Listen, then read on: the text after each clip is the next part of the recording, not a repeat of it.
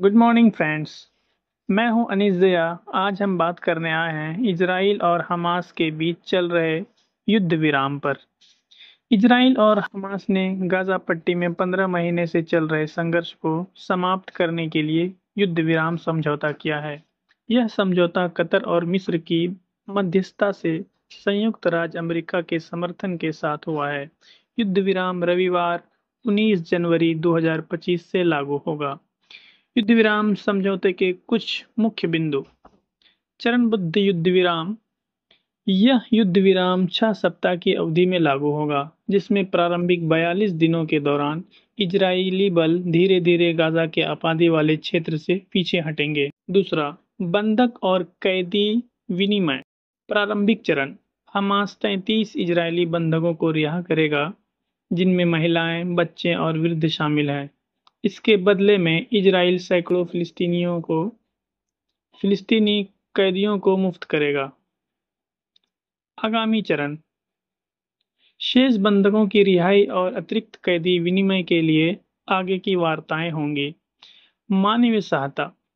समझौतों के तहत गाजा में मानवीय सहायता बढ़ाई जाएगी, जिससे प्रतिदिन 600 तक सहायता ट्रकों का प्रवेश संभव होगा, ताकि गंभीर मानवीय संकट का समाधान हो सके। गाजा पुनर्निर्माण। गाजा के पुनर्निर्माण के लिए एक व्यापक योजना विकसित की जाएगी, जो युद्ध विराम और आगामी समझौतों के सफल कार्यान्वयन पर निर्भर करेगी। अंतर्राष्ट्रीय और घरेलू प्रतिक्रियाएं। संयुक्त राज्य अमेरिका। राष्ट्रपति जो बाइडेन ने इन वार्ताओं को अपने अनुभव की सबसे चुनौतीपूर्ण वार्ताओं में से एक बताया। नवनिर्वाचित राष्ट्रपति डोनाल्ड ट्रंप ने भी इस समझौते का श्रेय लेते हुए अपनी आगामी प्रशासन की शांति के प्रति प्रतिबद्धता पर जोर दिया है। क्षेत्र नियता। संयुक्त अरब अमीरात ने गाजा में युद्ध विराम की घोषणा का स्वागत किया है, और कतर, मिस्र और संयुक्त राज्य अमेरिका ने प्रयासों की सराहना की है।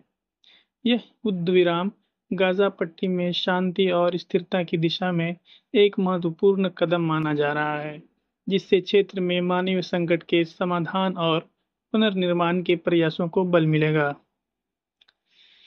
इजराइल और हमास के बीच हाल ही में युद्ध विराम समझौतों के सभी प्रमुख बिंदु का विस्तार इस प्रकार है। प्रथम चरण 42 दिन का होगा। दोनों पक्षों के बीच अस्थायी युद्ध विराम लागू होगा।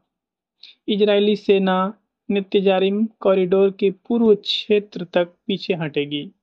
गाजा के बेघर लोग शरिया अर रशीद और शरिया सलाहुद्दीन के माध्यम से अपने घर लौट सकेंगे। गाजा में ईंधन सहित सहायता की निर्बाध आपूर्ति सुनिश्चित की जाएगी। हमास 33 इजरायली बंधकों को रिहा करेगा, जिनमें महिलाएं, बच्चे, वृद्ध और सैनिक शामिल हैं। बदले में इजराइल सैकड़ों फलस्तीनी कैदियों को रिहा करेगा। रिहाई की गए फलस्तीनी कैदी को पुनः गिरफ्तार नहीं किया जाएगा। द्वितीय चरण। इस चरण के कार्यान्वयन पर सहमति के लिए दोनों पक्षों के बीच अप्रत्यक्ष वार्ता होगी। इजरायली बंधकों की रिहाई के बाद रफा क्रॉसिंग के माध्यम से यात्रियों पर लगाए गए प्रतिबंध समाप्त कर दिए जाएंगे। सभी सैन्य कार्रवाई पूरी तरह बंद होगी।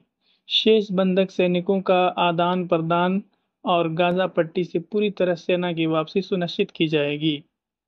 तृतीय चरण। सभी शवों और उनके अवशेषों का आदान प्रदान किया जाएगा। गाजा पट्टी के पुनर्निर्माण की योजना शुरू होगी। हर इजरायली सैनिक की रिहाई के बदले इजराइल 50 कैदियों को रिहा करेगा, जिनमें उम्र कैद पाने वाले और लंबी सजा भुगतने वाले कैदी शामिल होंगे।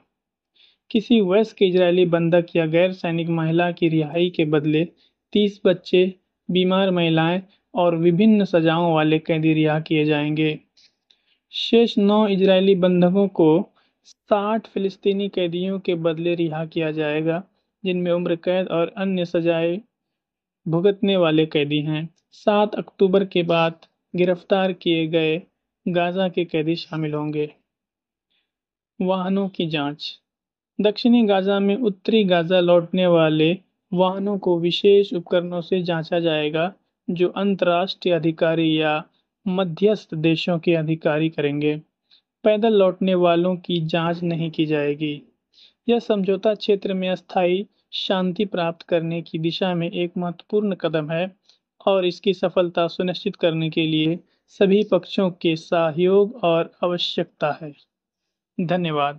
ऐसे ही इंफॉर्मेटिव वीडियो को पाने के लिए हमारे चैनल को सब्सक्राइब करें, इस वीडियो को लाइक और अपने दोस्तों के साथ ज़रूर शेयर करें। धन्यवाद।